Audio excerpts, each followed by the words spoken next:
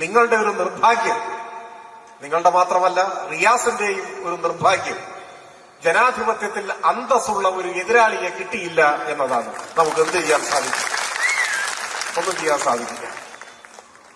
ഈ നാട് കോൺഗ്രസിനെ എതിർക്കേണ്ടത് ഇന്നലകളിൽ അധികാരമുള്ള സമയത്ത് നാട്ടിലെ സാധാരണക്കാരനെ മറന്നു ഭരിച്ചു എന്നതുകൊണ്ട് മാത്രമല്ല, കേരളത്തിന്റെ വികസന സ്വപ്നങ്ങളെ ചവിട്ടി മെതിച്ചു കളഞ്ഞു എന്നതുകൊണ്ട് മാത്രവുമല്ല, ഈ തെരഞ്ഞെടുപ്പിൽ ഒരു നല്ല രാഷ്ട്രീയ നേതാവിനെ സ്ഥാനാർത്ഥിയായി പോലും തന്നില്ല എന്നതുകൊണ്ടാണ്. ബേപ്പൂരുകാരോട് എന്തോ ഒരു വിരോധം കോൺഗ്രസിന് UDF-ന് ഉണ്ട്. നിങ്ങൾ അവരുടെ സ്ഥാനാർത്ഥി നോക്കൂ. ഞാൻ ആരെയും വ്യക്തിപരമായി ഇകഴ്ത്താൻ ആഗ്രഹിക്കുന്നില്ല, ഞാനതുകൊണ്ടാണ് ആരുടെയും പേര് പോലും പറയാത്തത്.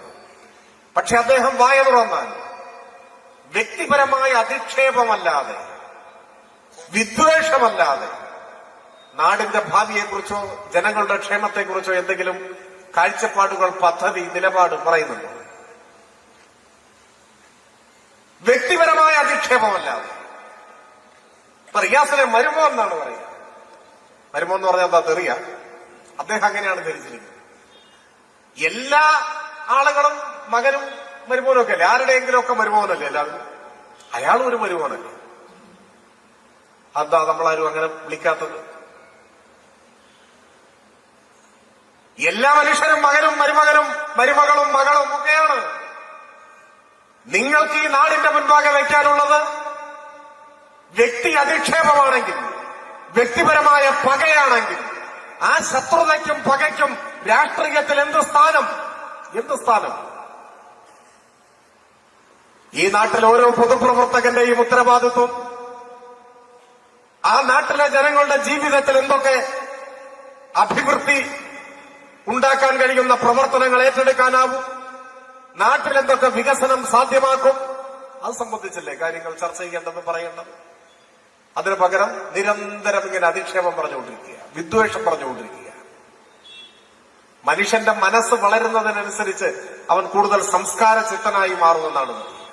അപ്പോഴാണ് നാടിനെയും ജനങ്ങളെയും കുറിച്ച് ചിന്തിക്കാനാവുക. മൂല്യവത്തായ രാഷ്ട്രീയത്തിന്, കച്ചവട രാഷ്ട്രീയത്തിനെതിരെ, വ്യക്തിവിദ്വേഷത്തിനെതിരെ, രാഷ്ട്രീയത്തിലെ അധാർമികതയ്ക്കെതിരെ, അവസരവാദത്തിനെതിരെ, എല്ലാ അല്പത്തരത്തിനുമെതിരെ ഈ നാട് വിധിയെഴുതുന്നതായി ഈ 9-ാം തീയതിയിലെ തെരഞ്ഞെടുപ്പ് മാറ്റണം. അതിന് 10 വർഷത്തെ ഇടതുപക്ഷ ഭരണത്തിന്റെ ഏറ്റവും വലിയ നേട്ടമെന്താണ് എന്നൊരു ചോദ്യം ആരെങ്കിലും ചോദിച്ചാൽ എന്താണ് ഉത്തരം? അതിനൊരു ഒറ്റ വാക്കിലുള്ള ഉത്തരം ഉണ്ടാകില്ല. കാരണം ഓരോരുത്തർക്കും അവരവരുടേതായ ഉത്തരങ്ങളുണ്ടാകും. സ്കൂളിൽ പഠിക്കുന്ന ഒരു കുട്ടിയെ സംബന്ധിച്ചിടത്തോളം സ്കൂൾ തുറക്കുന്നതിന് മുൻപ് പാഠപുസ്തകം കിട്ടും. പണ്ട് പരീക്ഷാകാലമായാലും പാഠപുസ്തകമില്ല, അതൊക്കെ മാറി. സ്കൂളുകൾ ഹൈടെക്കായി, ക്ലാസ് മുറികൾ സ്മാർട്ടായി, യൂണിഫോം വരെ അതിന്റെ തുണി സർക്കാർ കൊടുക്കുന്നു, അത് തുന്നാനുള്ള പണം കൊടുക്കും. ഇങ്ങനെയെല്ലാം മാറി. അതായിരിക്കും വലിയ നേട്ടം. യുവജനങ്ങളെ സംബന്ധിച്ച് സ്റ്റൈപ്പൻഡ് കിട്ടുന്നു, PSC ജോലി സർവകാല റെക്കോർഡ് ഇടുന്നു, വീട്ടമ്മമാരെ സംബന്ധിച്ച് പുതിയ പെൻഷൻകാരെ സംബന്ധിച്ച് അത് വർദ്ധിപ്പിച്ചു.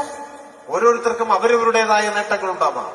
പവർ കട്ടില്ലാത്ത കേരളം യാഥാർത്ഥ്യമായി. ഇപ്പൊ കറണ്ട് കട്ടില്ല. ഇതൊക്കെ മാറ്റമാണ്. എല്ലാം ശരിയാണ്.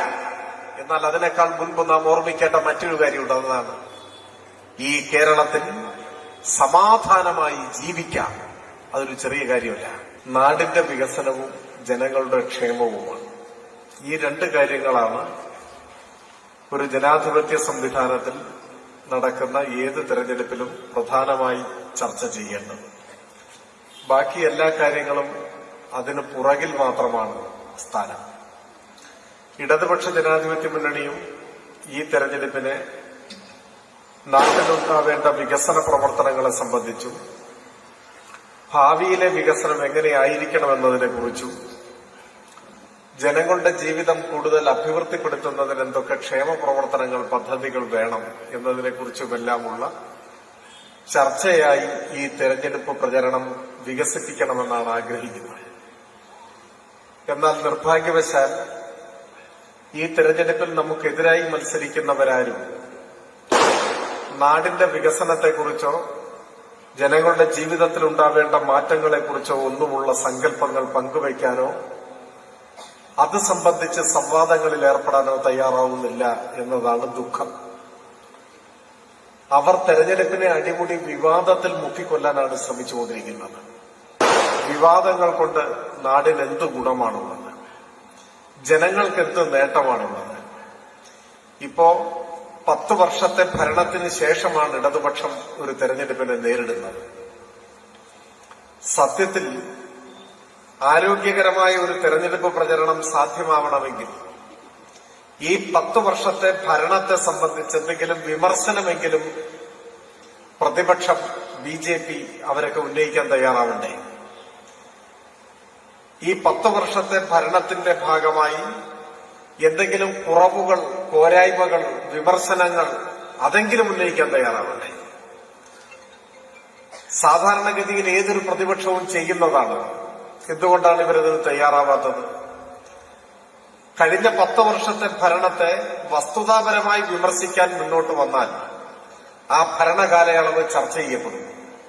സ്വാഭാവികമായി എന്തെല്ലാം മാറ്റങ്ങൾ കേരളത്തിലുണ്ടായി, നമ്മുടെ നാട്ടിലെ ജനങ്ങളുടെ ജീവിതത്തിലുണ്ടായ നേട്ടങ്ങൾ എന്തൊക്കെയാണ്, ഇതൊക്കെ ചർച്ച ചെയ്യപ്പെടും, പരിശോധിക്കപ്പെടും. അത്തരമൊരു പരിശോധന നടക്കരുത്, അത്തരമൊരു ചർച്ച നടക്കരുത് എന്നാണ് കോൺഗ്രസും മറ്റെല്ലാ പ്രതിപക്ഷ കക്ഷികളും ആഗ്രഹിക്കുന്നത്. അതിന്റെ കാരണം കഴിഞ്ഞ 10 വർഷം കേരളത്തിന്റെ ചരിത്രത്തിലെ ഏറ്റവും സുപ്രധാനമായ വളർച്ചയുടെയും മുന്നേറ്റത്തിന്റെയും പുരോഗതിയുടെയും കാലമായിരുന്നു എന്നതാണ്. ആരെങ്കിലും ഭാവിയിൽ കേരളത്തിന്റെ ചരിത്രം എഴുതുന്നുവെങ്കിൽ ഐക്യ കേരളത്തിന്റെ ചരിത്രത്തിലെ സുവർണകാലം എന്ന് ഏതെങ്കിലും ഒരു കാലത്തെ വിശേഷിപ്പിക്കാമെങ്കിൽ നിസ്സംശയം പറയാനാവും 2016 മുതലുള്ള 10 വർഷമായിരുന്നു കേരള ചരിത്രത്തിലെ സുവർണകാലം എന്ന കാര്യത്തിൽ ഒരു സംശയവുമില്ല.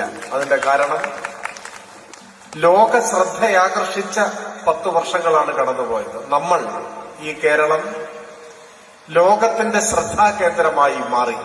അതൊരു ചെറിയ കാര്യമല്ല. 2025 ഈ കഴിഞ്ഞ കൊല്ലം കേരളം കാണാനായി നമ്മുടെ നാട്ടിലേക്ക് കടന്നു വന്ന സഞ്ചാരികളുടെ എണ്ണം 2.5 കോടിയാണ്. 2.5 കോടി. 2.5 കോടി മനുഷ്യർ നമ്മുടെ നാട് കാണാനായി ഇങ്ങോട്ട് വന്നു കഴിഞ്ഞ കൊല്ലം മാത്രം. വന്നവരെല്ലാം വിനോദസഞ്ചാരികളായി മൂന്നാറിലോ തേക്കടിയിലോ കുമരകത്തോ കോവളകത്തോ മാത്രം പോകാനായി വന്നവരല്ല.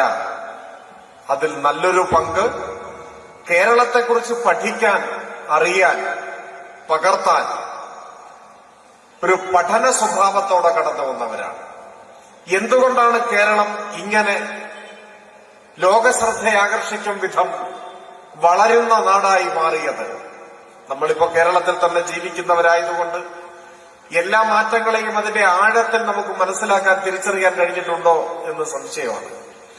ലോകരാജ്യങ്ങൾ വിസ്മയിക്കുന്നത് ഇന്ത്യയിൽ എങ്ങനെ ഇതുപോലെയുള്ള മാറ്റം ഒരു സംസ്ഥാനത്ത് സാധ്യമായി എന്നാണ്. നമ്മുടെ രാജ്യത്തിന്റെ സ്ഥിതിയുമായി ബന്ധപ്പെടുത്തി വേണം പരിശോധിക്കാൻ. ഇന്ത്യയുടെ പ്രത്യേകത എന്താണ്? ഇപ്പൊ പ്രധാനമന്ത്രി കഴിഞ്ഞ ദിവസം ഇവിടെ വന്നു കേരളത്തിൽ. പ്രധാനമന്ത്രിയും കേന്ദ്രമന്ത്രിമാരും അവർ വിലക്കെടുത്ത ചില മാധ്യമങ്ങളും പ്രചരിപ്പിക്കുന്നത് പോലെയല്ല വസ്തുതകൾ. അവരുടെ ഊതിവീർപ്പിച്ച അവകാശവാദങ്ങൾക്കപ്പുറം യാഥാർത്ഥ്യം മറ്റൊന്നാണ്. ഇപ്പൊ ആഗോള വിശപ്പ് സൂചിക, ഗ്ലോബൽ ഹങ്കർ ഇൻഡെക്സ് എന്ന് പറയും. നിങ്ങളതെല്ലാം മാധ്യമങ്ങളിലൂടെ മനസ്സിലാക്കിയിട്ടുണ്ടാകും. ഐക്യരാഷ്ട്രസഭയുടെയും മറ്റും മേൽനോട്ടത്തിൽ തയ്യാറാക്കുന്ന ഒരു സൂചികയാണ്. എന്ന് വെച്ചാൽ പട്ടിണി രൂക്ഷമായിട്ടുള്ള രാജ്യങ്ങളുടെ ഒരു പട്ടികയാണ്.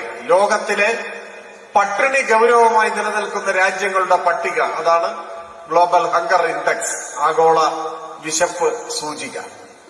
123 രാജ്യങ്ങളാണ് ആ പട്ടികയിലുള്ളത്. ഇന്ത്യയുടെ സ്ഥാനം 102 123 പട്ടിണി രാജ്യങ്ങളുടെ പട്ടികയിൽ 102 സ്ഥാനത്ത് നിൽക്കുന്ന ഒരു രാജ്യമാണ് നമ്മുടെ രാജ്യം. പട്ടിണി എന്ന് പറയുമ്പോൾ നിങ്ങളുടെ മുഖത്തൊന്നും ഒരു ഭാവമാറ്റവും ഇല്ല. കാരണം എന്താണ്? മലയാളിയെ സംബന്ധിച്ചിടത്തോളം പട്ടിണി ഒരു വാക്കു മാത്രമാണ്, ഒരു അനുഭവമല്ല. എനിക്കുറപ്പുണ്ട് ഇവിടെ ഒത്തുകൂടിയിരിക്കുന്നവരിൽ ആരും അടുത്ത കാലത്തൊന്നും പട്ടിണി കിടന്നിട്ടുണ്ടാവില്ല. ആരെങ്കിലും പട്ടിണി കിടന്നിട്ടുണ്ടോ? മണ്ണൂരിൽ, കടലുണ്ടിയിൽ എവിടെയെങ്കിലും ഉണ്ടോ? ഇല്ല. നിങ്ങളുടെ അയൽ വീടുകളിൽ, നിങ്ങളുടെ നാട്ടിൽ ആരെങ്കിലും പട്ടിണി കിടക്കുന്നുണ്ടോ? ഇല്ല. കേരളത്തെ സംബന്ധിച്ചിടത്തോളം പട്ടിണി ഒരു വാക്ക് മാത്രമാണ്. നമ്മൾ അതിദാരിദ്ര്യം തുടച്ചു നീക്കി. ചിലർക്കൊക്കെ ദാരിദ്ര്യം ഉണ്ടാവും, പ്രാരാബ്ദം ഉണ്ടാവും, സാമ്പത്തിക പ്രയാസങ്ങൾ, കടം ഒക്കെ ഉണ്ടാവും. പക്ഷേ പട്ടിണി കിടക്കേണ്ട സാഹചര്യം ആർക്കുമില്ല കേരളത്തിൽ. ഈ നാട്ടിൽ ഒരാൾ പോലും പട്ടിണി കിടക്കുന്നില്ല. എന്നാൽ ഇന്ത്യയിലോ? ഇന്ത്യയുടെ കാര്യമാണ് പറഞ്ഞത്. 123 രാജ്യങ്ങളിൽ പട്ടിണിയുണ്ട് എന്ന് കണക്കാക്കുമ്പോ അതിൽ ഏറ്റവും പിന്നിൽ നിൽക്കുന്ന രാജ്യങ്ങളുടെ കൂട്ടത്തിലാണ് നാം. 102ാം സ്ഥാനമാണ്. പട്ടിണിയുടെ കാര്യത്തിൽ മാത്രമല്ല, മറ്റു പല സൂചികകൾ പരിശോധിച്ചാലും ഇപ്പൊ ലോകത്തിൽ ഏറ്റവും കൂടുതൽ ക്ഷയരോഗികളുള്ള രാജ്യം ഇന്ത്യയാണ്. ഏതെങ്കിലും മത്സര പരീക്ഷയിൽ ചോദ്യം വന്നാൽ ഉത്തരം എഴുതുക. ലോകത്തിൽ ഏറ്റവും കൂടുതൽ കുഷ്ഠരോഗികൾ ജീവിക്കുന്ന രാജ്യം ഇന്ത്യയാണ്. ലോകത്തിൽ ഏറ്റവും കൂടുതൽ ചേരികളിൽ ജീവിക്കുന്ന മനുഷ്യർ ഇന്ത്യയിലാണ്. ലക്ഷക്കണക്കിന് വരുന്ന മനുഷ്യർ ചേരികളിൽ ജീവിക്കുന്ന രാജ്യമാണ് നമ്മുടെ രാജ്യം. ഈ ദാരിദ്ര്യത്തിന്റെയും പട്ടിണിയുടെയും അരക്ഷിതാവസ്ഥയുടെയും അരാജകത്വത്തിന്റെയും നിലയില്ലാ കയങ്ങളിൽ മുങ്ങുന്ന ഒരു രാജ്യമാണ് നമ്മുടെ രാജ്യം ഇന്ത്യ. അപ്പോഴാണ് ആ ഇന്ത്യയുടെ തെക്കേ മൂലയിലെ ഒരു കൊച്ചു സംസ്ഥാനം കേരളം ലോകരാജ്യങ്ങളെ വിസ്മയിപ്പിക്കുന്ന വിധം വളരുന്നു. എല്ലാ രംഗങ്ങളിലും പൊതുവിദ്യാഭ്യാസം, ആരോഗ്യപരിപാലനം, പൊതുവിതരണം, സാക്ഷരത, ഇങ്ങനെ നോക്കിയാൽ ഏത് രംഗത്തും ലോകത്തെ വിസ്മയിപ്പിക്കുന്ന വളർച്ച നമുക്ക് നേടാനായി. ഇപ്പൊ ഏതാനും മാസങ്ങൾക്ക് മുൻപാണ് ശിശുമരണ നിരക്ക് സംബന്ധിച്ച റിപ്പോർട്ട് പുറത്തു വന്നു. നിങ്ങളൊക്കെ അത് ശ്രദ്ധിച്ചിട്ടുണ്ടാവുമെന്നാണ് ഞാൻ വിചാരിക്കുന്നത്. ശിശുമരണ നിരക്ക് എന്ന് പറഞ്ഞാൽ എന്താണ്? 1000 കുഞ്ഞുങ്ങൾ ജനിക്കുമ്പോൾ ഒന്നാം പിറന്നാളിന് മുമ്പ് അതിൽ എത്ര കുഞ്ഞുങ്ങൾ മരിച്ചു പോകുന്നു എന്നതാണ് ശിശുമരണ നിരക്ക് എന്ന് പറഞ്ഞാൽ അർത്ഥം. ഇന്ത്യയിലത് 25ആണ്. ഇന്ത്യയിൽ 1000 കുഞ്ഞുങ്ങൾ ജനിക്കുമ്പോൾ 1 വയസ്സ് തികയുന്നതിന് മുൻപ് അതിൽ 25 കുഞ്ഞുങ്ങൾ മരിച്ചു പോകും. പോഷകാഹാരക്കുറവ് കൊണ്ട്, സാംക്രമിക രോഗങ്ങൾ പിടിപെട്ട്, ആവശ്യത്തിന് ചികിത്സയില്ലാതെയൊക്കെ, അങ്ങനെ പല കാരണങ്ങളാണ്. ഇതൊരു വേദനിപ്പിക്കുന്ന കണക്കാണ്. അമേരിക്കയിൽ ഇത് ഏകദേശം 6ആണ്. 5.6 കൃത്യമായി പറഞ്ഞാൽ ഏകദേശം 6ആണ് അമേരിക്കയിലെ ശിശുമരണ നിരക്ക്. നമ്മുടെ രാജ്യത്തേക്കാൾ വളരെ മെച്ചപ്പെട്ട ഒരു നിലയിലേക്ക് അമേരിക്ക മാറി, സ്വാഭാവികമാണ്. അപ്പോഴാണ് ഏതാനും മാസങ്ങൾക്ക് മുൻപ് പോയ വർഷം കേരളത്തിലെ ശിശുമരണ നിരക്കിന്റെ ആധികാരികമായ കണക്ക് പുറത്തു വന്നപ്പോ ലോകം വിസ്മയിച്ചു നിന്നു. നമുക്കത് 5ആണ് എന്ന് വെച്ചാൽ അമേരിക്കയേക്കാൾ ഒരു പടി മുകളിലെത്തി നമ്മൾ. ചെറിയ കാര്യമാണ്. ലോക വ്യാവസായിക മുതലാളിത്തത്തിന്റെ പറുദീസ എന്നറിയപ്പെടുന്ന അമേരിക്ക എല്ലാ ആഡംബരങ്ങളുടെയും സുഖസൗകര്യങ്ങളുടെയും അവസാന വാക്കായി പരിഗണിക്കപ്പെടുന്ന ഒരു രാജ്യം. ആ അമേരിക്കൻ ഐക്യനാടുകളെ ശിശുമരണ നിരക്കിന്റെ കാര്യത്തിൽ നമ്മൾ പുറകിലാക്കി. അതൊരു ചെറിയ കാര്യമല്ല. ശിശുമരണ നിരക്ക് എടുത്തു പറയാൻ കാരണം ഒരുപാട് ഘടകങ്ങൾ ഒത്തുചേരുമ്പോഴാണ് ശിശുമരണ നിരക്ക് കുറയുക. കുഞ്ഞ് ജനിക്കുമ്പോൾ തന്നെ നല്ല ആരോഗ്യമുള്ള കുഞ്ഞായിരിക്കണം. അങ്ങനെയാണ് എന്ത് വേണം? കുഞ്ഞിന്റെ അമ്മയ്ക്ക് ആരോഗ്യം ഉണ്ടാവണം. അതിനെന്ത് വേണം?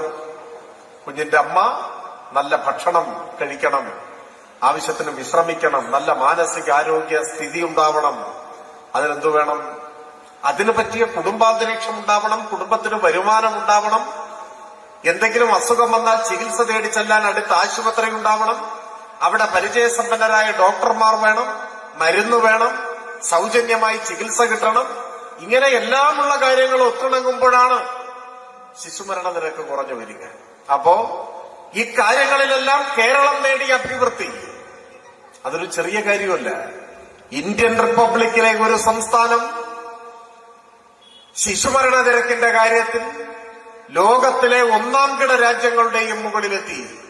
ഇതാ കാര്യത്തിൽ മാത്രമല്ല, പ്രതീക്ഷിതായുസ്, മാതൃമരണ നിരക്ക്, ഇതിലെല്ലാം നമ്മൾ രാജ്യത്ത് 1ാമതാണെന്ന് പോകട്ടെ, നമ്മൾ മത്സരിക്കുന്നത് അമേരിക്കയോടും സ്കാൻഡിനേവിയൻ രാജ്യങ്ങളോടും ഒക്കെയാണ്. അതാണ് പ്രത്യേകത. ഇപ്പൊ പ്രതീക്ഷിത ആയുസ്, ഇന്ത്യയിൽ ഏറ്റവും കൂടുതൽ ആയുസ്സുള്ള മനുഷ്യർ നമ്മളാണ്, മലയാളികളാണ്. ഇതെങ്ങനെ സംഭവിച്ചു?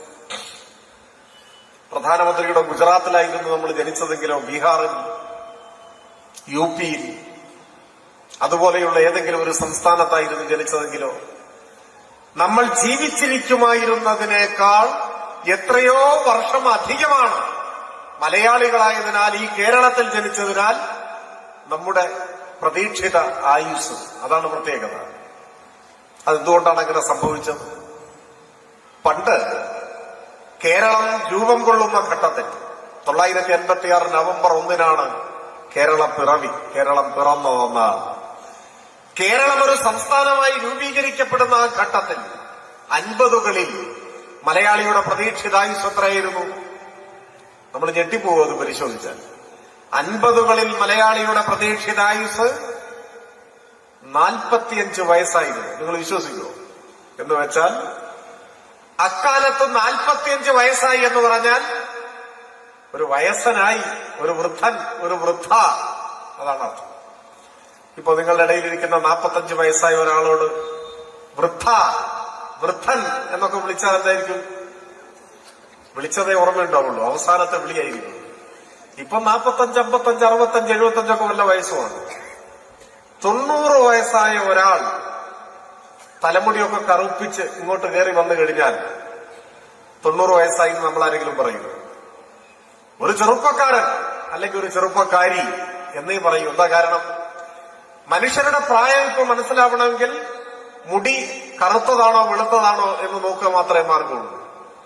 മുടി കറുപ്പിച്ചാൽ പ്രായം തിരിച്ചറിയാൻ വലിയ പാടാണ്. പ്രായത്തിന്റേതായ ഒരു അടയാളവും മുഖത്ത് നോക്കിയാൽ മനസ്സിലാവില്ല. എല്ലാവരും നിത്യ യൗവനങ്ങളായിരിക്കുകയാണ്, അല്ലേ? ആണ്. ഇപ്പൊ നിങ്ങളുടെ കൂട്ടത്തിൽ മുടി കറുപ്പിച്ചിരിക്കുന്ന ആരാന്ന് നമുക്ക് അറിഞ്ഞുകൂടാ. അതുകൊണ്ട് പ്രായം പറയാൻ പറ്റില്ല. ഈ മാറ്റം എങ്ങനെ ഉണ്ടായി? 50കളിൽ 60കളിലൊക്കെ കേരളത്തിലെ മനുഷ്യർ ഒരു നേരം മാത്രമേ ഭക്ഷണം കഴിക്കുമായിരുന്നുള്ളൂ. ഒറ്റ നേരം, അതിനേ ഗതിയുള്ളൂ. ഇപ്പൊ ഇരിക്കുന്ന നിങ്ങളിൽ ആരെങ്കിലും ഒരു നേരം മാത്രം ഭക്ഷണം കഴിക്കുന്നവരുണ്ടോ? തടി കുറയ്ക്കാൻ വല്ല ഡയറ്റ് നോക്കുന്നവരുണ്ടാവും. അതല്ലാതെ ഭക്ഷണം ഇല്ലാത്തതിന്റെ പേരിൽ കഴിക്കാത്ത ആരും ഉണ്ടാവില്ല. സമീകൃതാഹാരം, പോഷകാഹാരം, മെച്ചപ്പെട്ട ചികിത്സ, ഇതെല്ലാം വന്നു. നമ്മുടെ ജീവിത ശൈലികൾ മാറി. കുടുംബങ്ങളുടെ വരുമാനം മെച്ചപ്പെട്ടു. സൗജന്യ വിദ്യാഭ്യാസം യാഥാർത്ഥ്യമായപ്പോ എല്ലാവരും പഠിക്കാൻ തുടങ്ങി. പഠിച്ചവർക്ക് ജോലി കിട്ടി. അപ്പൊ കുടുംബത്തിന്റെ വരുമാനം വർദ്ധിച്ചു. അതിനനുസരിച്ച് ജീവിത സൗകര്യങ്ങൾ മെച്ചപ്പെട്ടു. അങ്ങനെ എല്ലാം വന്ന് നമ്മളിപ്പോ ഇന്ത്യയിൽ ഏറ്റവും കൂടുതൽ കാലം ജീവിച്ചിരിക്കുന്ന മനുഷ്യരായി മാറി. ചെറിയ കാര്യമല്ല. ഈ നേട്ടങ്ങളെല്ലാം ലോകോത്തരമായി മലയാളിയെ വളരാൻ പ്രാപ്തരാക്കി മാറ്റി. അതിനനുസൃതമായ ഭരണപരിഷ്കാരങ്ങൾ, നടപടികൾ കേരളത്തിലുണ്ടായി. അതിനെ എല്ലാം ക്രമീകരിച്ച് ക്രോഡീകരിച്ച് ഒരു നവകേരളം എന്ന ലക്ഷ്യത്തിലേക്ക് മുൻപോട്ട് പോവുകയാണ് ഇപ്പോൾ കേരളത്തിൽ. ഈ കഴിഞ്ഞ 10 കൊല്ലം കൊണ്ട് കേരളത്തിലുണ്ടായ മാറ്റങ്ങൾ നിങ്ങൾ നോക്കൂ. ഒറ്റ വാചകത്തിൽ പറഞ്ഞാൽ വൻകിട വികസന പദ്ധതികൾ, ബൃഹത് പദ്ധതികൾ, കേരളത്തിന്റെ മുഖച്ഛായ മാറ്റുന്ന പദ്ധതികൾ. ഒപ്പം ഓരോ മനുഷ്യന്റെയും ജീവിതത്തിൽ അനുഭവവേദ്യമാവുന്ന, ആശ്വാസമേകുന്ന നടപടികൾ, ക്ഷേമ പദ്ധതികൾ. ഇത് രണ്ടും നമ്മൾ സമന്വയിപ്പിച്ചു. ഇപ്പൊ സാധാരണക്കാരായ ജനങ്ങൾക്ക് ആശ്വാസമേകുന്ന എത്ര ക്ഷേമ പദ്ധതികൾ. പ്രധാനമായും പെൻഷൻ. ഒരുപക്ഷെ ഇവിടെ അതൊക്കെ പറഞ്ഞിട്ടുണ്ടാവും. 2000 രൂപ പെൻഷൻ കിട്ടുന്ന ഒരേ ഒരു ഇന്ത്യൻ സംസ്ഥാനമാണ് നമ്മുടെ സംസ്ഥാനം. അതാ പ്രത്യേകത. ഇന്ത്യയിൽ മറ്റൊരു സംസ്ഥാനത്തും 2000 ഉറുപ്പിക ക്ഷേമ പെൻഷൻ ഇല്ല. നമ്മൾ കോൺഗ്രസ് ഭരിക്കുന്ന കർണാടകയിലാണ് ജനിച്ചതെങ്കിലോ പെൻഷനുമില്ല, ആയുസ്സുമില്ല, ആരോഗ്യവുമില്ല, ഒന്നുമില്ല. മലയാളികൾ ഭാഗ്യവാന്മാരും ഭാഗ്യവതികളുമാണ്. എന്തുകൊണ്ടെന്നാൽ നമ്മൾ ജനിച്ചത് കേരളത്തിലാണ്. കേരളം 10 കൊല്ലമായി ഇടതുപക്ഷം ഭരിക്കുന്ന നാടാണ്. അതുകൊണ്ട് നമുക്ക് 2000 രൂപയുടെ പെൻഷനുണ്ട്. കുടിശ്ശികയില്ല. 62 ലക്ഷം പേർക്കാണ് അത് കിട്ടുന്നത്. ഇപ്പോഴിതാ ഒരു പുതിയ പദ്ധതി ആരംഭിച്ചിരിക്കുന്നു. നിങ്ങളെല്ലാം മനസ്സിലാക്കിയിട്ടുണ്ട്. വീട്ടമ്മമാരുടെ ക്ഷേമ പെൻഷൻ, സ്ത്രീ സുരക്ഷാ പെൻഷൻ. ഇവിടെ മുന്നിൽ വീട്ടമ്മമാർ എന്ന് കരുതാവുന്ന ആളുകൾ ധാരാളം ഇരിക്കുന്നുണ്ട്. എന്തിനാണ് അവർക്കൊരു പെൻഷന്റെ ആവശ്യം? നിങ്ങൾ ചിന്തിച്ചിട്ടുണ്ടോ? കേരളത്തിൽ ഏറ്റവും കൂടുതൽ അധ്വാനിക്കുന്ന ജനവിഭാഗം ഏത് എന്ന് ചോദിച്ചാൽ ഏതെങ്കിലും ഒരു ഫാക്ടറിയിലെ തൊഴിലാളിയല്ല, വീട്ടമ്മമാരാണ്, സ്ത്രീകളാണ്. പക്ഷെ പ്രശ്നം അവരുടെ അധ്വാനത്തിന്റെ മൂല്യം നമ്മുടെ സമൂഹം തിരിച്ചറിഞ്ഞിട്ടില്ല എന്നതാണ്. അതിന്റെ കാരണം നമ്മുടെ സമൂഹം ഒരു പുരുഷ കേന്ദ്രീകൃത സമൂഹമാണ്, ഒരു പുരുഷാധിപത്യ സമൂഹമാണ്. സ്ത്രീയുടെ അധ്വാനത്തിന്റെ മൂല്യം ഇതുവരെ മനസ്സിലാക്കുകയോ പരിഗണിക്കുകയോ ചെയ്യുന്നില്ല എന്നത് നമ്മുടെ സമൂഹത്തിന്റെ പൊതുവായ ഒരു കുറവാണ്. ഇപ്പൊ ഈ കഴിഞ്ഞ ആഴ്ച ഒരു സുപ്രീം കോടതി വിധി വന്നിരുന്നു. നിങ്ങൾ ആരെങ്കിലും ശ്രദ്ധിച്ചായിരുന്നോ? പത്രത്തിലൊക്കെ ഉണ്ടായിരുന്നു. ആരെങ്കിലും വായിച്ചോ? ഒരു സുപ്രീം കോടതി വിധി വായിച്ചെന്നോ ഇല്ലെന്നോ? സ്ത്രീകൾ വായിച്ചു എന്ന് പറയുന്നത്, പുരുഷന്മാർ അറിയാത്ത പോലെ ഇരിക്കുകയാണ്. എന്താണ് പ്രശ്നം?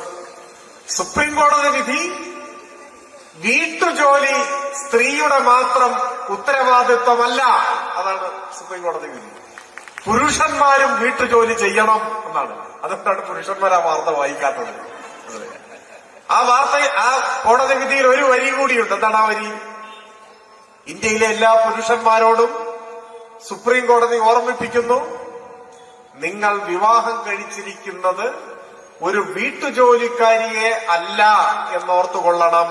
അതുകൊണ്ട് വീട്ടുജോലി പുരുഷനും ചെയ്യണം എന്നാണ് സുപ്രീം കോടതിയുടെ വിധി. ഞാൻ സാന്ദർഭികമായി അതിവിടെ പറഞ്ഞു എന്നേ ഉള്ളൂ. നമ്മുടെ വിഷയം അതല്ല. പറഞ്ഞു വന്നതെന്താണ്? സ്ത്രീകളുടെ വീട്ടിലെ ജോലി എന്നത് എത്രയെടുത്താലും അവസാനിക്കാത്തതും എന്നാൽ വിലമതിക്കപ്പെടാത്തതുമായി തലമുറകളായി തുടരുകയാണ്. നമ്മുടെയൊക്കെ വീടുകളിൽ ആദ്യം ഉറക്കം മറന്നെഴുന്നേൽക്കുന്നത് ആരാണ്? സ്ത്രീകളാണ്, അല്ലേ? ഉറപ്പാണ്. ഏറ്റവും ഒടുവിൽ ഉറങ്ങുന്നത് ആരാണ്? അതും സ്ത്രീകളെ. നേരം വെളുക്കുന്നതിന് മുൻപ് ആരംഭിക്കുന്ന ജോലി പാതിരാത്രി വരെ നീണ്ടു നിൽക്കും. രാവിലെ ഉറക്കം മറന്നെഴുന്നേറ്റാൽ നാട്ടിൻപുറങ്ങളിൽ പ്രത്യേകിച്ചും വീടും മുറ്റവും ഒക്കെ അടിച്ചുവാരി തൂത്തുവാരി വൃത്തിയാക്കാത്ത ഏതെങ്കിലും വീട്ടമ്മയുണ്ടോ? അതൊരു ജോലിയാണ്. PSC വഴി അഡ്വൈസ് മെമ്മോ കൊടുത്ത് നിയമനം കൊടുക്കേണ്ട ഒരു ജോലി. പാർട്ട് ടൈം സ്വീപ്പർ ഒരു ജോലിയാണ്. അതിന് ശമ്പളമൊക്കെ ഉണ്ട്. ഭക്ഷണം പാചകം ചെയ്യാത്ത ഏതെങ്കിലും ഒരു വീട്ടമ്മയുണ്ട്, അത് മറ്റൊരു ജോലിയാണ്. കുക്ക്, അതിന് ശമ്പള സ്കെയില് വേറെയാണ്. വസ്ത്രം അലക്കി വൃത്തിയാക്കാത്ത വീട്ടമ്മമാരില്ലല്ലോ, അത് മറ്റൊരു PSC ജോലിയാണ്. ഡോബി, സ്കൂളിലും മറ്റുമൊക്കെ പഠിക്കുന്ന കുട്ടികളുണ്ടെങ്കിൽ അവരെ പഠനകാര്യങ്ങളിൽ സഹായിക്കുന്നത് മിക്ക വീടുകളിലും വീട്ടമ്മമാർ തന്നെയാണ്. അപ്പൊ ഒരു ട്യൂട്ടറുടെ ജോലി അവിടെ വരും. ഒരാൾ കിടപ്പ് രോഗിയായി മാറി വീട്ടിൽ ഒരംഗം, ആരാണ് ശുശ്രൂഷിക്കുക? ആ ചുമതലയും അധികവും കടന്നു വരിക സ്ത്രീയിലേക്ക് തന്നെയാണ്. അപ്പൊ ഒരു നഴ്സിന്റെയോ ഹോം നഴ്സിന്റെയോ ഒക്കെ ജോലി അവിടെ വരും. നിങ്ങൾ നോക്കൂ, ഒരുപാട് ജോലി ഒരേ സമയം ചെയ്തു തീർക്കേണ്ട ഒരാളായി വീട്ടമ്മ മാറുകയാണ്. എന്നാൽ അതൊന്നും ഒരു ജോലിയായി നമ്മുടെ സമൂഹം പരിഗണിക്കുന്നില്ല. ഈ ജോലി ചെയ്യുന്ന സ്ത്രീകൾ തന്നെയും ഈ പുരുഷാധിപത്യ സമൂഹത്തിൽ ജീവിക്കുന്നവരായതുകൊണ്ട് തങ്ങൾ ചെയ്യുന്ന അധ്വാനത്തിന്റെ മൂല്യം എത്ര വലുതാണ് എന്ന് അവരും ചിലപ്പോൾ മനസ്സിലാക്കിയെന്ന് വരില്ല. പലപ്പോഴും സ്ത്രീകളെയൊക്കെ പരിചയപ്പെടുമ്പോൾ നമ്മൾ എന്ത് ചെയ്യുന്നു ചോദിച്ചാൽ പലരും പറയും, ജോലിയൊന്നുമില്ല സഖാവേ, ഹൗസ് വൈഫാണ്. ഹൗസ് വൈഫ് ഉദ്ദേശിക്കുന്നത് ശമ്പളം കിട്ടുന്ന ജോലിയൊന്നും ഇല്ലാന്നാണ്. അതുകൊണ്ടാണ് ജോലിയൊന്നും ഇല്ല എന്ന് പറയുന്നത്, അല്ലാതെ വെറുതെ ഇരിക്കുന്ന ആളല്ല. പക്ഷെ ഇത് സ്ത്രീകൾ മാത്രം പറയുന്ന മറുപടിയാണ്. പുരുഷന്മാരോട് ചോദിച്ചാൽ സർക്കാർ ജോലിയില്ലാത്ത ഏതെങ്കിലും പുരുഷൻ പറയുമോ, ജോലിയൊന്നുമില്ല സഖാവേ, ഞാൻ ഹൗസ് ഹസ്ബൻഡാണ് എന്ന് പറയും? അങ്ങനെ ഒരു വാക്കില്ല. ഹൗസ് വൈഫേ ഉള്ളൂ, വീട്ടമ്മയേ ഉള്ളൂ, വീട്ടച്ഛൻ ഇല്ല. അങ്ങനെ ഒരു വാക്കുണ്ടോ? ഇല്ല. അതുകൊണ്ടാണ് ഇല്ലാത്തത്. ജോലി ഇല്ലെങ്കിലും വീട്ടച്ഛൻ എന്ന് പറയില്ല. അതാണ് നമ്മുടെ സമൂഹം പുരുഷാധിപത്യ സമൂഹമാണെന്ന് പറയുന്നത്. പുരുഷാധിപത്യ സമൂഹത്തിന്റെ ഭാഷാപരമായ ഒരു സ്ത്രീ വിരുദ്ധതയാണ് ഇത്തരം വാക്കുകളുടെ ആവിർഭാവം. അതാണ് വസ്തുത. അപ്പൊ പറഞ്ഞു വന്നത്, ചരിത്രത്തിലാദ്യമായി വീടുകളെ നിലനിർത്തുന്ന, കുടുംബാംഗങ്ങൾക്ക് വേണ്ടി ജീവിതം സമർപ്പിക്കുന്ന കേരളത്തിലെ ഏറ്റവും വലിയ അധ്വാന ശക്തിയായ വീട്ടമ്മമാരുടെ അധ്വാനത്തിന് ചരിത്രത്തിലാദ്യമായി ഇടതുപക്ഷ ജനാധിപത്യ മുന്നണിയുടെ ഗവൺമെന്റ് മൂല്യം കൽപ്പിക്കുന്നു, വിലമതിക്കുന്നു. സർക്കാർ ഖജനാവിൽ നിന്നുമുള്ള ഒരു പാരിതോഷികത്തിന് അവർ അർഹരാണ് എന്ന് തീരുമാനിക്കുന്നു. അങ്ങനെ ആവിഷ്കരിച്ച പദ്ധതിയാണ് സ്ത്രീ സുരക്ഷാ പെൻഷൻ. ഇന്ത്യയിലാദ്യമായി കേരളത്തിലെ വീട്ടമ്മമാർ സർക്കാർ ഖജനാവിൽ നിന്നും സാമ്പത്തിക ആനുകൂല്യം കൈപ്പറ്റുന്നവരായി മാറി. നിങ്ങളൊക്കെ പെൻഷൻ അപേക്ഷ കൊടുത്തോ? പെൻഷൻ കിട്ടുന്നവരില്ലേ ഈ കൂട്ടത്തിൽ? ഉണ്ടോ? അപേക്ഷിച്ചിട്ടില്ലെങ്കിൽ എത്രയും പെട്ടെന്ന് അപേക്ഷിക്കുക. ഇപ്പോ അപേക്ഷിച്ചവരുടെ അപേക്ഷയെല്ലാം സ്വീകരിച്ചു.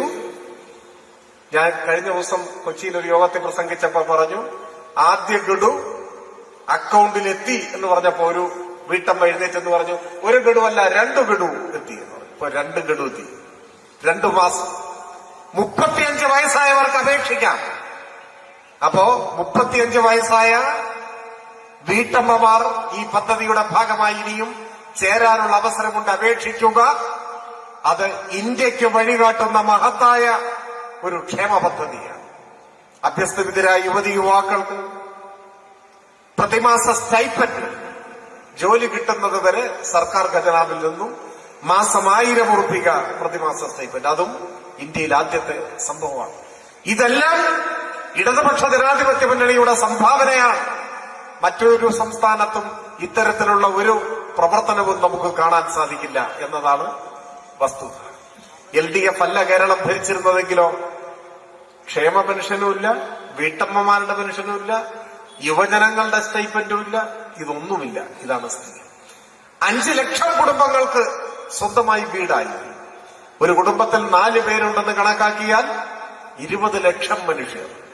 20 ലക്ഷം മനുഷ്യർക്ക് സ്വന്തം വീട് എന്ന സ്വപ്നം സഫലമായി. അതാണ് മാറ്റം. നമ്മുടെ രാജ്യത്തിന്റെ സ്ഥിതിയുമായി താരതമ്യപ്പെടുത്തണം. ഇപ്പോ നിസ്സാര ഒരു പേര്, കഴിഞ്ഞ 10 വർഷത്തിനിടയിൽ ഇന്ത്യയിൽ 90,000 സർക്കാർ സ്കൂളുകൾ അടച്ചു പൂട്ടി എന്ന് പറഞ്ഞാൽ നിങ്ങൾ വിശ്വസിക്കുമോ? വിശ്വസിച്ചേ പറ്റൂ. അതാണ് സത്യം. 10 വർഷത്തിനിടെ 90,000 സ്കൂളുകൾ ഇന്ത്യയിൽ പൂട്ടി. കേരളത്തിലോ ഒരൊറ്റ പള്ളിക്കൂടം അടച്ചു പൂട്ടിയിട്ടില്ല.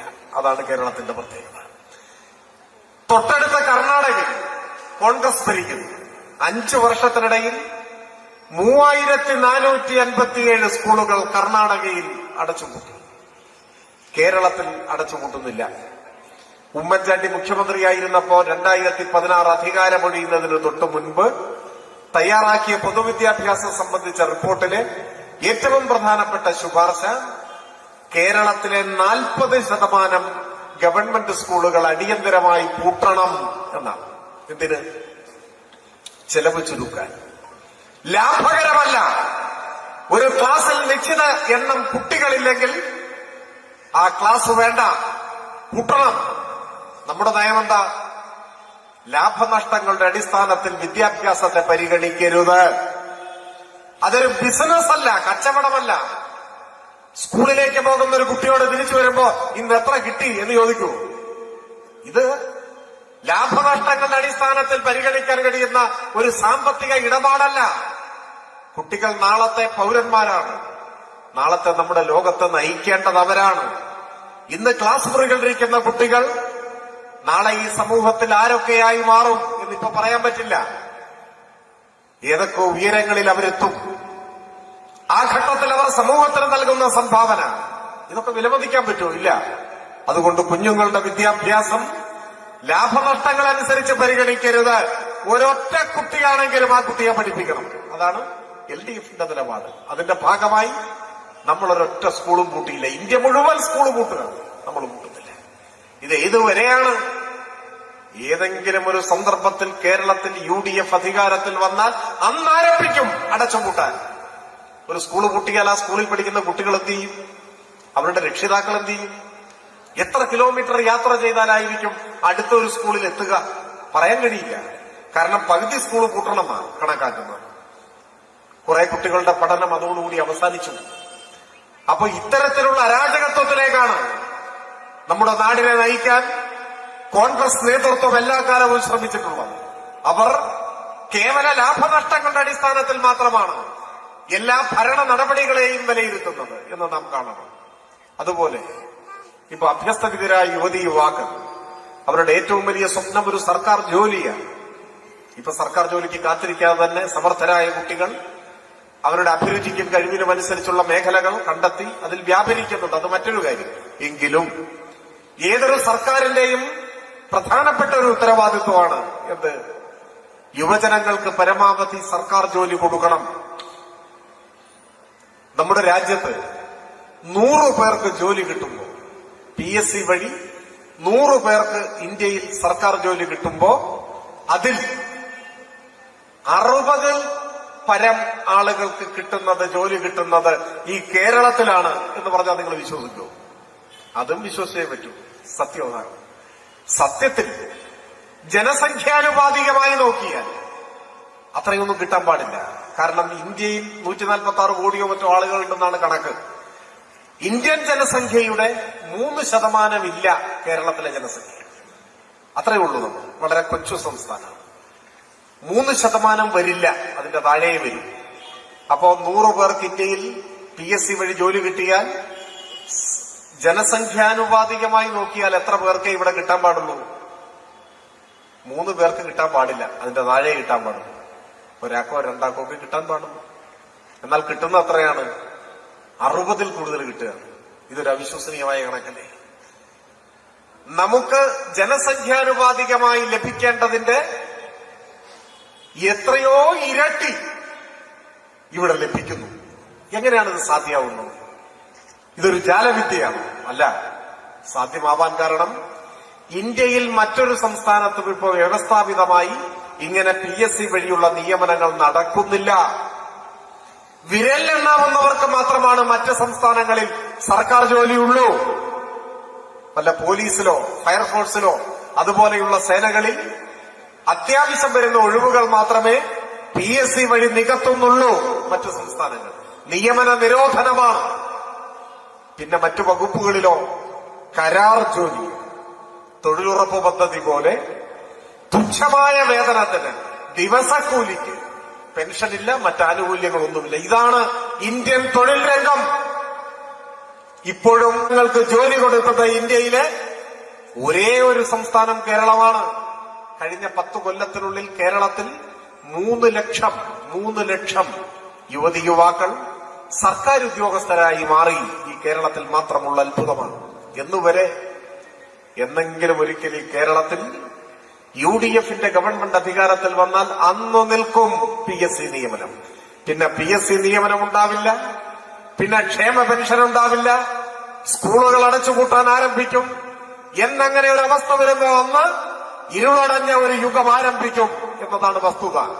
അതുകൊണ്ടാണ് നമ്മുടെയൊക്കെ ആയുസ് തീരുന്നതിന് മുൻപ് കേരളത്തിൽ ഒരിക്കലും UDFന്റെ നേതൃത്വത്തിൽ ഒരു ഗവൺമെന്റ് വരാൻ പാടില്ല എന്ന് പറയുന്നത് ഈ കേരളം നശിക്കരുത്, കേരളം തകരരുത് എന്നാഗ്രഹിക്കുന്നത് കൊണ്ടാണ്. ഞാൻ കൂടുതൽ ദീർഘിപ്പിക്കുന്നില്ല. പറഞ്ഞു വന്നത്, ഇങ്ങനെ ജനക്ഷേമ പദ്ധതികൾ പ്രവർത്തനങ്ങൾ ഏറ്റെടുക്കുന്നതോടൊപ്പം എത്രയെത്ര വൻകിട പദ്ധതികൾ. ഞാൻ ഓരോന്നും വിശദീകരിക്കുന്നില്ല. ദേശീയപാതാ വികസനം, കൊച്ചി ഇടമൺ പവർ ഹൈവേ, ഗെയിൽ പാചകവാതക പൈപ്പ് ലൈൻ, പാചകവാതകം എന്ന് പറഞ്ഞുകൂടെ, വാതക പൈപ്പ് ലൈൻ, അത് പാചകത്തിന് ഉപയോഗിക്കാം. വിഴിഞ്ഞം പോർട്ട്, മലയോര ഹൈവേ, തീരദേശ ഹൈവേ, KFO, എത്രയെത്ര വൻകിട പദ്ധതികൾ. ഇന്ത്യയിലെ ആദ്യത്തെ ഡിജിറ്റൽ യൂണിവേഴ്സിറ്റി തിരുവനന്തപുരത്ത് യാഥാർത്ഥ്യമായി. ഡൽഹിയിലല്ല, ബോംബെയിലല്ല, തിരുവനന്തപുരത്ത്. കേരളത്തിലെ ആദ്യത്തെ ഓപ്പൺ യൂണിവേഴ്സിറ്റി കൊല്ലത്ത് ശ്രീനാരായണ ഗുരുവിന്റെ പേരിൽ. കേരളത്തിലെ ആദ്യത്തെ അഡ്വാൻസ്ഡ് വൈറോളജി ഇൻസ്റ്റിറ്റ്യൂട്ട് പ്രവർത്തനക്ഷമമായി.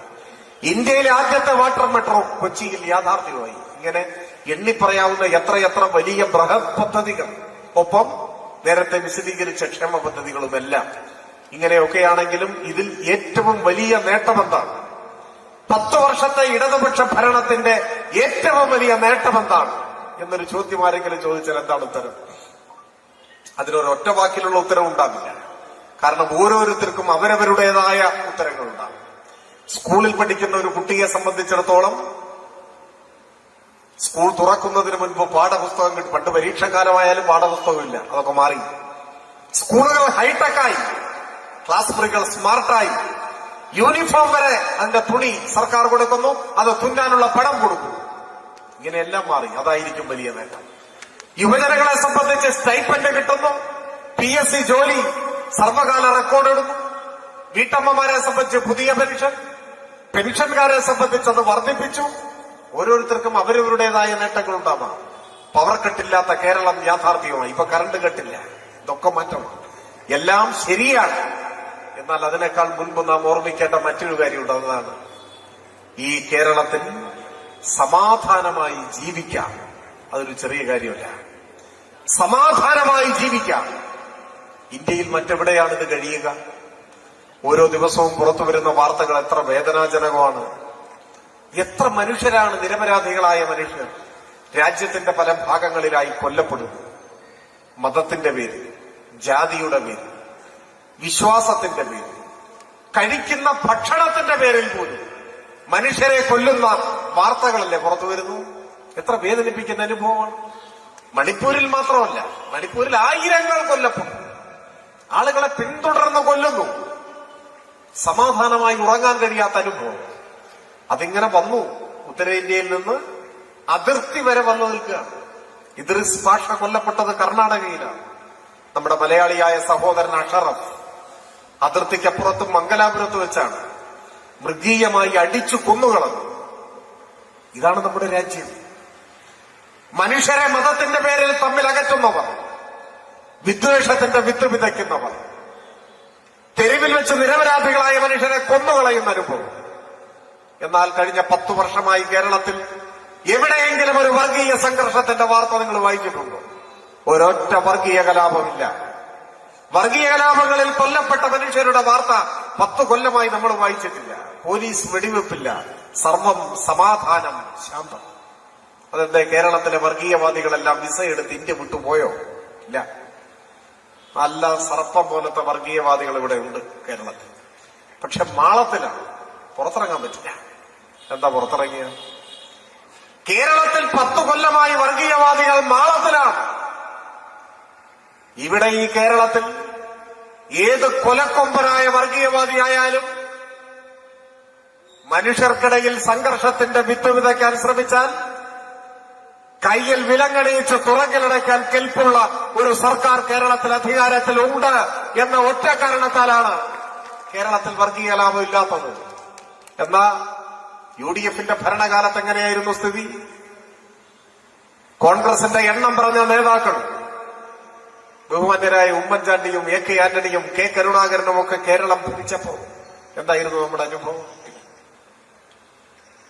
എത്രയെത്ര വർഗീയ കലാപങ്ങൾ!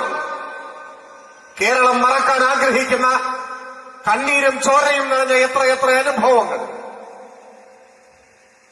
ഇവിടെയല്ലേ, ഈ മണ്ണിൽ മാറാട് എത്ര പേർ കൊല്ലപ്പെട്ടു? മാറാട് മാത്രമല്ല, കേരളത്തിൽ പല ഭാഗത്തും നമ്മുടെ നാട് മറക്കാൻ ആഗ്രഹിക്കുന്ന ഒരു കാലമാണ്.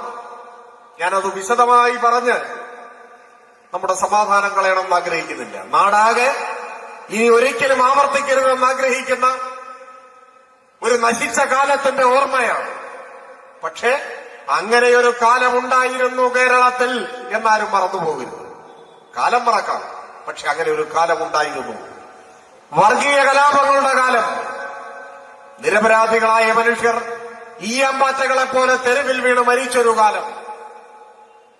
കൊല്ലപ്പെടുമോ എന്ന് ഭയന്ന് നിമിഷങ്ങൾ തള്ളി നീക്കിയ നിസ്സഹായരായ മനുഷ്യരുടെ അസ്വസ്ഥതകളുടെയും വേദനകളുടെയും ഒരു കാലം ഇവിടെ ഉണ്ടായിരുന്നില്ലേ? അന്നൊരിക്കലാണ് പാലക്കാട് നഗരത്തിൽ പട്ടാപ്പകൽ 10 വയസ്സ് മാത്രം പ്രായമുള്ള ഒരു പിഞ്ചു പെൺകുട്ടിയെ പോലീസ് വെടിവെച്ചു കൊന്നു. ആ കുഞ്ഞിന്റെ പേര് ഇപ്പോഴും എനിക്ക് ഓർമ്മയുണ്ട്. സിറാജുന്നീസ. ഓർക്കുന്നില്ലേ?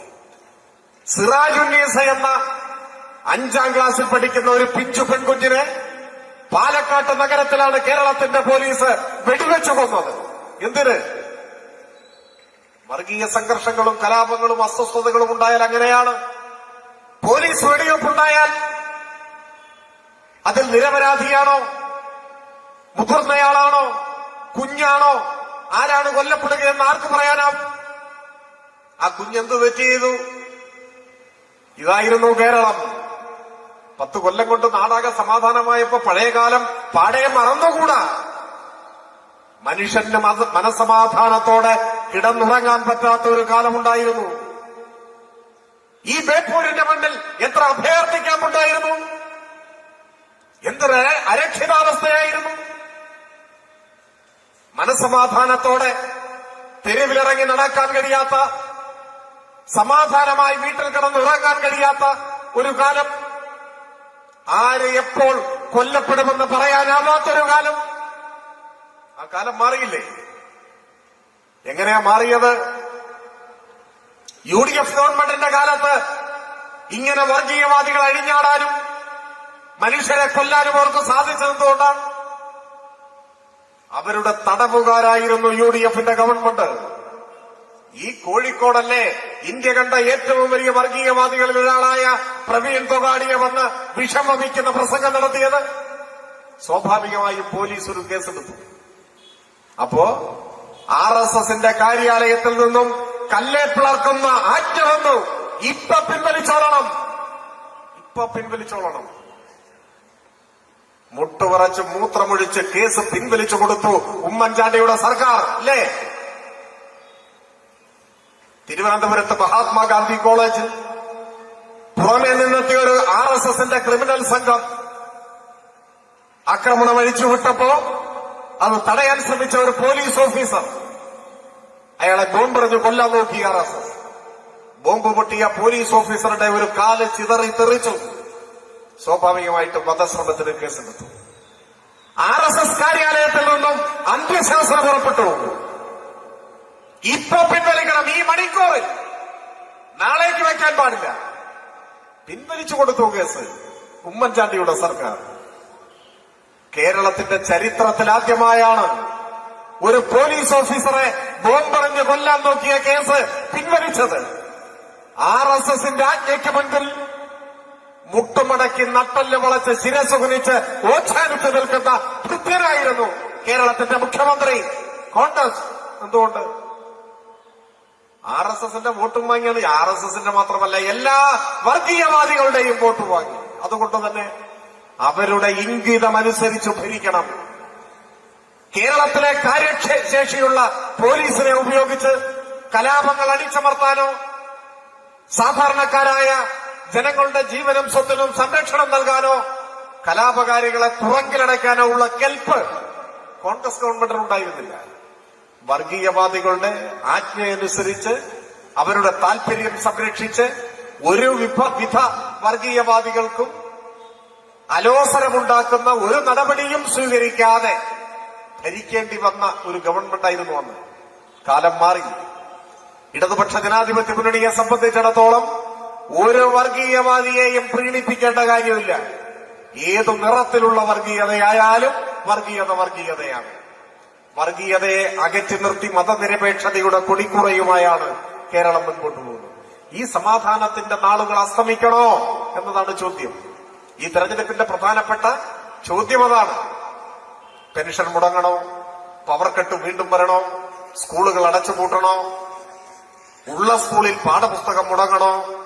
എല്ലാറ്റിനും ഉപരി മനുഷ്യർ തലങ്ങും വിലങ്ങും കൊല്ലപ്പെടുന്ന വർഗീയവാദികൾ അഴിഞ്ഞാടുന്ന ഒരു നാടായി ഈ കേരളം മാറണോ? അതാണ് ചോദ്യം.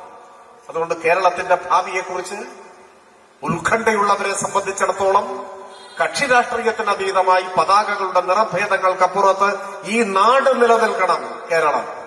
കേരളത്തിന്റെ പുരോഗതിയും വളർച്ചയും തുടരണം. നന്മകളുടെ നാടായി സാഹോദര്യത്തോടെ മനുഷ്യർ പുലരുന്ന ലോകോത്തര നിലവാരത്തിൽ മനുഷ്യജീവിതം സാധ്യമാവുന്ന ഒരു നാടായി കേരളം ഇനിയും വളരണം, കേരളം തുടരണം എന്നേ ചിന്തിക്കാനാവൂ. ഇടതുപക്ഷത്തിന് വോട്ട് ചെയ്യുക എന്ന് പറഞ്ഞാൽ അതിന്റെ അർത്ഥം കേരളത്തിന് വോട്ട് ചെയ്യുക എന്നാണ്.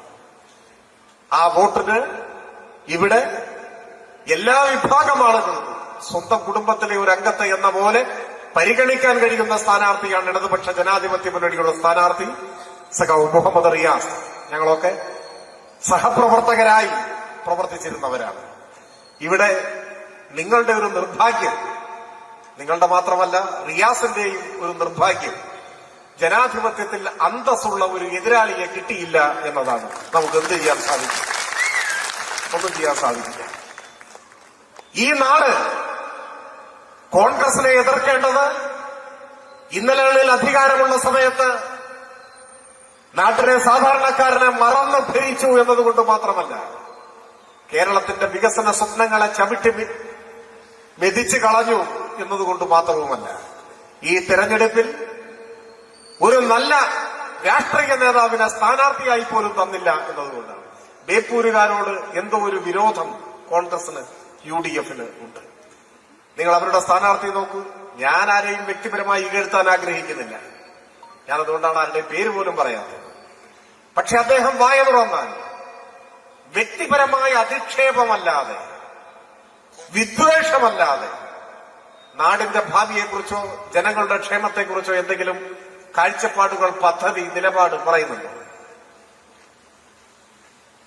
വ്യക്തിപരമായ അധിക്ഷേപമല്ലാതെ. ഇപ്പൊ റിയാസിനെ മരുമോ എന്നാണ് പറയുക. മരുമോ എന്ന് പറഞ്ഞാൽ എന്താ തെറിയ? അദ്ദേഹം അങ്ങനെയാണ് ധരിച്ചിരിക്കുന്നത്. എല്ലാ ആളുകളും മകനും മരുമോനും ഒക്കെ അല്ലേ? ആരുടെയെങ്കിലും ഒക്കെ മരുമോനല്ലേ എല്ലാവരും? അയാളും ഒരു മരുമോനല്ലേ? എന്താ നമ്മളാരും അങ്ങനെ വിളിക്കാത്തത്? എല്ലാ മനുഷ്യരും മകനും മരുമകനും മരുമകളും മകളും ഒക്കെയാണ്. നിങ്ങൾക്ക് ഈ നാടിന്റെ മുൻപാകെ വയ്ക്കാനുള്ളത് വ്യക്തി അധിക്ഷേപമാണെങ്കിൽ, വ്യക്തിപരമായ പകയാണെങ്കിൽ, ആ ശത്രുതയ്ക്കും പകയ്ക്കും രാഷ്ട്രീയത്തിൽ എന്ത് സ്ഥാനം? എന്ത് സ്ഥാനം? ഈ നാട്ടിൽ ഓരോ പൊതുപ്രവർത്തകന്റെയും ഉത്തരവാദിത്വം ആ നാട്ടിലെ ജനങ്ങളുടെ ജീവിതത്തിൽ എന്തൊക്കെ അഭിവൃദ്ധി ഉണ്ടാക്കാൻ കഴിയുന്ന പ്രവർത്തനങ്ങൾ ഏറ്റെടുക്കാനാവും, നാട്ടിൽ എന്തൊക്കെ വികസനം സാധ്യമാക്കും, അത് സംബന്ധിച്ചല്ലേ കാര്യങ്ങൾ ചർച്ച ചെയ്യേണ്ടത്, പറയേണ്ടത്. അതിനു പകരം നിരന്തരം ഇങ്ങനെ അധിക്ഷേപം പറഞ്ഞുകൊണ്ടിരിക്കുക, വിദ്വേഷം പറഞ്ഞുകൊണ്ടിരിക്കുക. മനുഷ്യന്റെ മനസ്സ് വളരുന്നതിനനുസരിച്ച് അവൻ കൂടുതൽ സംസ്കാര ചിത്തനായി മാറുമെന്നാണ് പറയുക. അപ്പോഴാണ് നാടിനെയും ജനങ്ങളെയും കുറിച്ച് ചിന്തിക്കാനാവുക. മുഹമ്മദ് റിയാസിനെ സംബന്ധിച്ചിടത്തോളം വിദ്യാർത്ഥി യുവജന സംഘടനാ പ്രവർത്തകനായി അതിന്റെ നേതാവായി വളർന്നു വന്ന് കേരളത്തിലെ പൊതുമരാമത്തിന്, ടൂറിസം രംഗങ്ങളിൽ മഹത്തായ വളർച്ചയ്ക്ക് നേതൃത്വം കൊടുത്തൊരു മന്ത്രിയാണ്. നിങ്ങൾ നോക്കൂ, കേരളത്തിലെ റോഡുകൾ മുൻപെന്തായിരുന്നു സ്ഥിതി?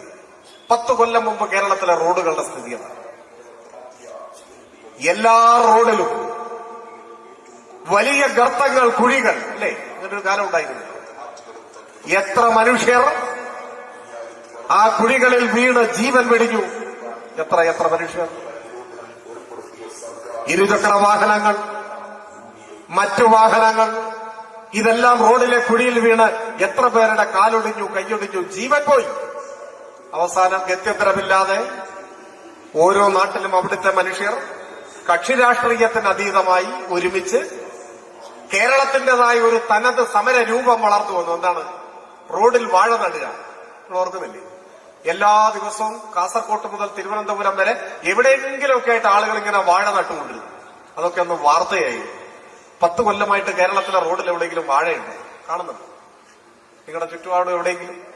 എന്താ അങ്ങനെ ഒരു സമരം ഇനി വേണ്ടാന്ന് തീരുമാനിച്ചുകൊണ്ടാണ്? അല്ല, കോൺഗ്രസ്സുകാർ വാഴയൊക്കെ റെഡിയാക്കി വെച്ചിരിക്കുകയാണ് സമരം ചെയ്യാൻ വേണ്ടി. വാഴ കരിഞ്ഞു പോകുമല്ലാതെ വാഴ നടാൻ റോഡിലൊരു കുഴി ഉണ്ടാവുന്നില്ല. അതാണ് പ്രശ്നം. റോഡുകൾ മാറി. ആ മാറ്റം ഇപ്പൊ കഴിഞ്ഞ ദിവസം, ഒരു 4-5 ദിവസം മുമ്പ് KPCC പ്രസിഡന്റ് ഒരബദ്ധം പറയുണ്ടായി. അദ്ദേഹത്തിന്റെ അബദ്ധം പറ്റി. അദ്ദേഹത്തിന് പറ്റിയെന്ന് പറഞ്ഞാൽ മതി, മറ്റേ വ്യക്തമാണ്. പക്ഷെ എന്താണ് സംഭവം? അദ്ദേഹം ആലോചന ഇല്ലാതെ പറഞ്ഞതാണ്. അവിടെ പറഞ്ഞു എന്ന് പറഞ്ഞാൽ മതി, അത് ബാക്കി കണക്കാണ്. സംഭവം എന്താന്ന് വെച്ച് കഴിഞ്ഞാൽ, അദ്ദേഹത്തിന്റെ മണ്ഡലത്തിൽ ഇങ്ങനെ ഓടി നടന്ന് പര്യടനം നടത്തിക്കൊണ്ടിരിക്കുകയാണ്, സ്ഥാനാർത്ഥി പര്യടനം നടത്തിക്കൊണ്ടിരിക്കുകയാണ്. ആ സ്ഥിതിയിലായി എന്ന് മനസ്സിലാക്കിയാൽ മതി അവിടുത്തെ തെരഞ്ഞെടുപ്പ്. അപ്പൊ ഏതോ പത്രക്കാരൻ എന്തോ ചോദിച്ചതാണ് ഇങ്ങനെ പരിപാടികൾ. അപ്പൊ അദ്ദേഹം പറയാണ്, അതിപ്പോ പ്രശ്നമില്ല, റോഡെല്ലാം ഗംഭീരമായതുകൊണ്ട് വേഗത്തിൽ ഓടിയെത്താൻ കഴിയുന്നുണ്ട്. KPCC president. സത്യമാണ്. കേരളത്തിലെ റോഡുകളുടെ സ്ഥിതി എങ്ങനെയാണ്? വലിയ മാറ്റമുണ്ടായി. എല്ലാ രംഗങ്ങളിലെയും വളർച്ചയ്ക്കനുസൃതമായി പൊതുമരാമത്ത് രംഗത്തും വലിയ മാറ്റം. അത് ജനങ്ങളുടെ ജീവിതത്തിൽ ഏറ്റവും കൂടുതൽ അനുഭവപ്പെടുന്നതാണ്. അതിനെല്ലാം നേതൃത്വം കൊടുത്ത മന്ത്രിയാണ് ഇവിടെ വീണ്ടും ജനവിധി നേടുന്നത്. ഈ തെരഞ്ഞെടുപ്പിൽ ബേപ്പൂരിലെ ഭൂരിപക്ഷം ചരിത്രത്തിലെ ഏറ്റവും വലിയ ഭൂരിപക്ഷമായിരിക്കണം. കഴിഞ്ഞ തവണ എങ്ങനെയായിരുന്നു? ഈ തവണ അതിനേക്കാൾ വലിയ ഭൂരിപക്ഷം ഉണ്ടാവണം. എല്ലാ കാലവും ബേപ്പൂരിന് ഓർത്തുവെക്കാൻ കഴിയുന്ന ഭൂരിപക്ഷം. വർഗീയതയ്ക്കെതിരെ മതനിരപേക്ഷതയുടെ കൊടി ഉയർത്തിക്കൊണ്ട് ജനങ്ങൾ വോട്ട് രേഖപ്പെടുത്തുന്ന തെരഞ്ഞെടുപ്പായി മാറണം. ഒപ്പം മൂല്യവത്തായ രാഷ്ട്രീയത്തിന്, കച്ചവട രാഷ്ട്രീയത്തിനെതിരെ, വ്യക്തിവിദ്വേഷത്തിനെതിരെ, രാഷ്ട്രീയത്തിലെ അധാർമികതയ്ക്കെതിരെ, അവസരവാദത്തിനെതിരെ, എല്ലാ അല്പത്തരത്തിനുമെതിരെ ഈ നാട് വിധിയെഴുതുന്നതായി ഈ 9-ാം തീയതിയിലെ തെരഞ്ഞെടുപ്പ് മാറ്റണം. അതിന് വർദ്ധിത വീര്യത്തോടെ കൂടുതൽ ഊർജ്ജസ്വലരായി നിങ്ങൾ രംഗത്തിറങ്ങണമെന്ന് അഭ്യർത്ഥിച്ചുകൊണ്ട് ഞാൻ എന്റെ എളിയ വാക്കുകൾ അവസാനിപ്പിക്കുന്നു.